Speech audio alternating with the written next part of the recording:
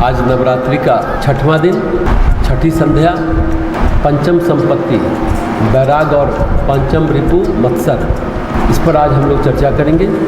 भरत जी की 5वीं परीक्षा कि बैराग उनका कितना प्रखर है। साधना जीवन में, आध्यात्मिक साधना में बैराग का महत्व उसे बहुत माना जाता है। जो नहीं करना है वो नहीं ही करना है। गोस्वामी तुलसीदास जी ने भी एक दोहा कहा है, जगत रहो 36 भय, राम चरण 6 3।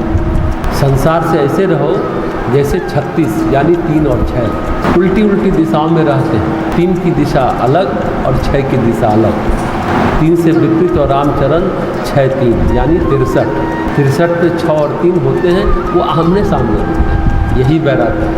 हम संसार और सांसारिकता में अटके रहते हैं, स्वयं को भूले रहते हैं, बड़ी गणित लगाते हैं, पकड़ने में आसानी से पकड़ लेते हैं किसी चीज़ों को, लेकिन उसे छोड़ने में बड़ी मुश्किल होती है। वैराग्य केवल इतना नहीं, लोक का त्याग, परलोक का भी त्याग। लौकिक उपलब्धियों को और अलौकिक विभूतियों को जो त्यागने की सामर्थ्य रखता है वही वैराग्य होता है, उसी को वैराग्य होता है। भरत की एक परीक्षा तो हुई, भगवान श्री राम वन में गए और उन्हें राज्य मिला, राजपद उन्होंने नहीं लिया और राम को मनाने के लिए वन की ओर जा रहे हैं। माताएं साथ हैं, गुरु साथ हैं, वशिष्ठ ऋषि साथ हैं और अब तो निषाद राज भी साथ हो लिए हैं। ये बात पक्की है कि भरत को राज्य नहीं चाहिए, लेकिन क्या कुछ और भी नहीं चाहिए? ईश्वर से मिलन के लिए, राम से मिलन के लिए। राम का मिलन तभी पक्का होता है जब केवल राम की ही इच्छा हो, कुछ और नहीं। तो तुलसीदास जी कहते हैं, जहाँ राम तहाँ काम नहीं, जहाँ काम नहीं राम। तुलसी कबहु होत है, रवि रजनी एक ठाम। गोस्वामी जी कहते हैं, कभी ऐसा हुआ है कि सूरज और रात्रि एक साथ रहे?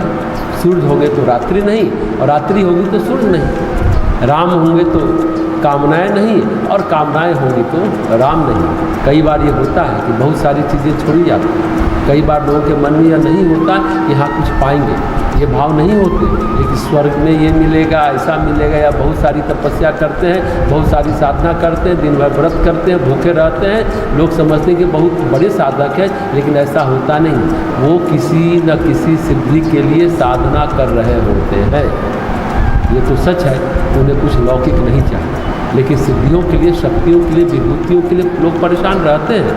वो चाहिए उनको, संसार नहीं चाहिए, लेकिन कौन सा संसार नहीं चाहिए? हाँ, दृश्य संसार नहीं चाहिए, अदृश्य संसार तो चाहिए। सिद्धियों के लिए परेशान हैं, भूखे प्यासे रहते हैं, रात भर शमशान में बैठे रहते हैं, गंगा किनारे बैठे रहते हैं, बहुत सारी चीज़ें करते रहते हैं, केवल इसलिए नहीं कि भगवान चाहिए, इसलिए करते हैं कि उन्हें सिद्धियाँ चाहिए। असुरों ने बड़ी भयानक तपश्चर्याएँ की, बड़ी ज़बरदस्त तपश्चर्याएँ की, क्योंकि उन्हें सिद्धियाँ चाहिए थी, अमरता चाहिए थी। लेकिन भगवान के प्रेमी को, भगवान के भक्त को कुछ नहीं चाहिए। उनके तप का उद्देश्य कोई सिद्धि नहीं होती, उनके तप का उद्देश्य होता है निर्मल मन। उसे चाहिए केवल शुद्ध चेतना, केवल निर्मल चेतना। इसलिए गीता में भगवान स्थित प्रज्ञ प्रकरण में कहते हैं, जब मन से सभी कामनाएं विलीन हो जाती, प्रजहाति यानी झाड़ू लग जाती है सभी कामनाओं में, यदा कामान जिस क्षण में, सर्वान पार्थ मनोगतान, मन में स्थित सभी कामनाएं विसर्जित हो जाती हैं, विलीन हो जाती हैं, और जो केवल आत्मन्येवात्मना तुष्ट, अपनी आत्मा से, अपनी आत्मा में संतुष्ट रहना जानता है, उसी को स्थित प्रज्ञ कहते हैं। उसी की मति स्थिर रहती है, वैराग्य मन की चंचलता रोक देता है। पतंजलि कहते हैं, अभ्यास वैराग्याभ्याम तन्निरोधा। अभ्यास करते हुए और वैराग्य में रहते हुए मन का निरोध होता है। निरोध शब्द पतंजलि ने बहुत कम बार उपयोग किया है। जब वो योग को परिभाषित करते हैं तब कहते हैं योग चित्त वृत्ति निरोधा, और शायद इसका उत्तर है जब कहते हैं योग से चित्त वृत्तियाँ निरुद्ध होती है तो कैसे निरुद्ध होती है, किस विधि से निरोध होता है, तो उपाय बताते हैं अभ्यास वैराग्याभ्याम तन्निरोध।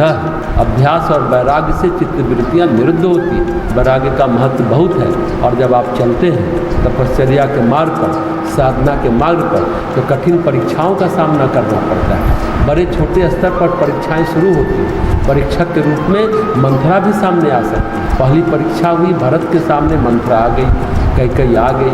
फिर परीक्षा हुई तो लोक अपयश आ गया। फिर परीक्षा हुई तो कौशल्या और वशिष्ठ जी आ गए। इसके बाद परीक्षा हुई तो निषाद राज आ गए, और अब परीक्षा है तो महर्षि भारद्वाज जी हैं सामने।